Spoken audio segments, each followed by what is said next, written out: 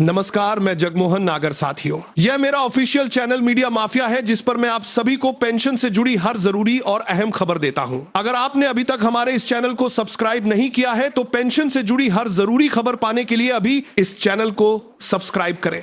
आज की यह वीडियो हर उस पेंशन भोगी के लिए बेहद महत्वपूर्ण होने वाली है जो ईपीएस 95 पेंशन बढ़ोतरी, 8वें वेतन आयोग और पेंशन से जुड़े नए अपडेट का इंतजार कर रहे हैं। पिछले कुछ दिनों से सोशल मीडिया पर कई तरह की खबरें और संदेश तेजी से वायरल हो रहे हैं। इनमें सबसे अधिक चर्चा इस बात को लेकर हो रही है कि क्या ईपीएस 95 के तहत न्यूनतम मासिक पेंशन बढ़ाकर 7,500 कर दी गई है और क्या लाखों पेंशन भोगियों के खातों में बढ़ी हुई पेंशन आना शुरू हो जाएगी। इसी प्रकार 8वें वेतन आयोग को लेकर भी लगातार अलग अलग प्रकार की खबरें सामने आ रही हैं। कई लोग ये जानना चाहते हैं कि आखिर आयोग की बैठकों में क्या हो रहा है, कर्मचारियों और पेंशनरों की कौन कौन सी मांगों पर विचार किया जा रहा है और आने वाले समय में इसका वास्तविक प्रभाव क्या पड़ सकता है। और आपको केवल वही जानकारी मिले जो उपलब्ध आधिकारिक तथ्यों और विश्वसनीय रिपोर्टों पर आधारित है। अगर आप भी पेंशन से जुड़ी हर महत्वपूर्ण जानकारी सबसे पहले और सही तरीके से प्राप्त करना चाहते हैं तो वीडियो को अंत तक अवश्य देखिए, क्योंकि बीच में वीडियो छोड़ देने पर कई महत्वपूर्ण बातें छूट सकती हैं और अधूरी जानकारी कई बार अनावश्यक भ्रम पैदा कर देती है। दोस्तों, सबसे पहले बात करते हैं उस खबर की जिसने पिछले कुछ दिनों में सबसे ज्यादा चर्चा बटोरी है। सोशल मीडिया के विभिन्न प्लेटफॉर्म पर एक कथित पत्र तेजी से वायरल किया गया जिसमें दावा किया गया कि कर्मचारी पेंशन योजना यानी ईपीएस 95 के तहत न्यूनतम मासिक पेंशन 7,500 कर दी गई है और इसका लाभ तत्काल प्रभाव से मिलने वाला है। इस पत्र को देखकर हजारों नहीं बल्कि लाखों पेंशन भोगियों के मन में उम्मीद भी जगी और कई लोगों ने इसे सही मानकर दूसरों तक भी भेजना शुरू कर दिया। लेकिन जब इस पूरे मामले की वास्तविकता सामने आई तो स्थिति बिल्कुल अलग निकली। कर्मचारी भविष्य निधि संगठन यानी ईपीएफओ की ओर से स्पष्ट किया गया कि सोशल मीडिया पर वायरल किया जा रहा यह पत्र आधिकारिक नहीं है और इसे सही नहीं माना जाना चाहिए। इसका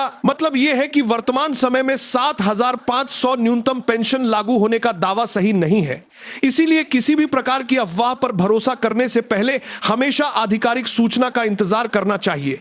कई बार सोशल मीडिया पर बिना सत्यापन के ऐसी जानकारियां फैल जाती हैं जिससे आम लोगों में भ्रम की स्थिति पैदा हो जाती है और बाद में निराशा भी हाथ लगती है। इसीलिए सबसे जरूरी बात यही है कि किसी भी दावे को अंतिम सत्य मानने से पहले उसके आधिकारिक स्रोत की पुष्टि अवश्य कर ले। अब सवाल यह उठता है कि आखिर यह भ्रम क्यों पैदा होता है। इसका सबसे बड़ा कारण यह है कि लंबे समय से ईपीएस 95 पेंशन भोगी न्यूनतम पेंशन बढ़ाने की मांग कर रहे हैं। विभिन्न संगठन समय समय पर सरकार और संबंधित विभागों के सामने अपनी मांग रखते रहे हैं कि वर्तमान न्यूनतम पेंशन राशि महंगाई के दौर में पर्याप्त नहीं है और इसे बढ़ाया जाना चाहिए। यही कारण है कि जब भी किसी प्रकार की बैठक, चर्चा या ज्ञापन की खबर सामने आती है तो उसके साथ कई तरह की अपुष्ट जानकारियां भी फैलने लगती हैं।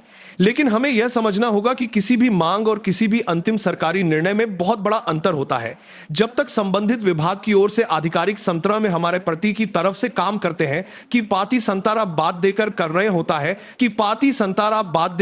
होता है कि अंतिम सरकारी के लिए अकराव को जब बात देकर कर रहे होता है कि आशी सरकारी को अधिसूचना जारी नहीं होती, तब तक किसी भी वायरल पत्र या संदेश को अंतिम निर्णय नहीं माना जा सकता। इसलिए यदि भविष्य में भी इस प्रकार की कोई खबर आपके मोबाइल पर आती है तो उसे तुरंत आगे भेजने के बजाय पहले उसकी सच्चाई अवश्य जांच लें। ऐसा करने से नहीं होती केवल आप स्वयं भ्रम से बचेंगे बल्कि दूसरे लोगों को भी गलत जानकारी से बचा सकेंगे। दोस्तों, वर्तमान व्यवस्था के अनुसार ईपीएस 95 के अंतर्गत पात्र पेंशन भोगियों के लिए न्यूनतम पेंशन 1,000 प्रतिमाह निर्धारित है। कई लोगों का मानना है कि यह राशि आज की आर्थिक परिस्थितियों के अनुरूप पर्याप्त नहीं है और इसी कारण लगातार इसमें संशोधन की मांग उठती रही है। पेंशन भोगियों का तर्क है कि महंगाई लगातार बढ़ रही है, चिकित्सा खर्च बढ़ रहे हैं, दैनिक जीवन की आवश्यकताओं का खर्च पहले की तुलना में कहीं अधिक हो चुका है और ऐसे में न्यूनतम पेंशन में भी समयानुकूल सुधार होना चाहिए। दूसरी ओर किसी भी प्रकार का संशोधन सरकार और संबंधित संस्थाओं की प्रक्रिया के अनुसार ही किया जा सकता है। इसलिए जब तक कोई आधिकारिक निर्णय नहीं लिया जाता तब तक वर्तमान नियम ही लागू माने जाते हैं। यही कारण है कि सभी पेंशन भोगियों को सलाह दी जाती है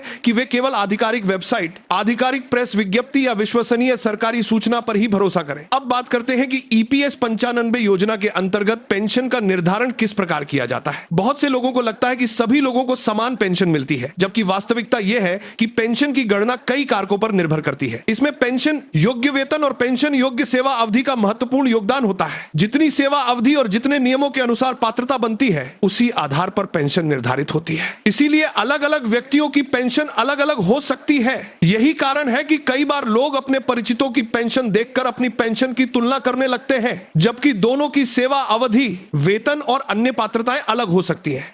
इसीलिए किसी भी तुलना से पहले नियमों को समझना आवश्यक है।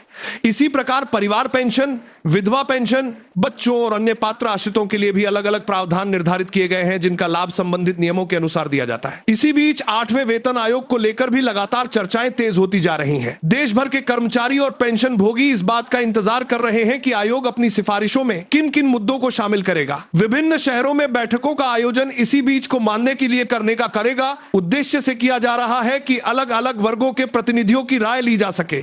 कर्मचारियों के संगठन, पेंशन भोगियों के संगठन तथा विभिन्न क्षेत्रों के प्रतिनिधि अपनी मांग आयोग के समक्ष रख रहे हैं। इन बैठकों का उद्देश्य यही है कि रिपोर्ट तैयार करते समय अधिक से अधिक पक्षों की बात सुनी जा सके। हालांकि अभी तक किसी भी अंतिम सिफारिश या अंतिम निर्णय की आधिकारिक घोषणा नहीं हुई है, इसलिए इस समय जो भी चर्चाएं चल रही हैं उन्हें केवल विचार विमर्श की प्रक्रिया का हिस्सा माना जाना चाहिए। अंतिम निर्णय संबंधित प्रक्रिया पूरी होने के बाद ही सामने आएगा। दोस्तों, आने वाले समय में पेंशन, वेतन और फिटमेंट फैक्टर को लेकर भी चर्चा और तेज हो सकती है, क्योंकि कर्मचारी संगठन लगातार अपनी मांगे रख रहे हैं। लेकिन यह भी उतना ही आवश्यक है कि हम किसी भी अपुष्ट जानकारी को अंतिम निर्णय मानकर उम्मीद या निराशा का माहौल न बनाएं। सही जानकारी का इंतजार करना ही सबसे समझदारी का कदम है। इसीलिए हमारी आप सभी से यही अपील है कि किसी भी वायरल संदेश पर आंख बंद करके भरोसा ना करें। आधिकारिक सूचना आने पर ही उसे अंतिम माने। यही तरीका आपको गलत जानकारी से बचाएगा और सही समय पर सही निर्णय लेने में भी मदद करेगा। अगर आपको ये वीडियो अच्छी लगी हो तो मीडिया माफिया चैनल को अभी सब्सक्राइब करें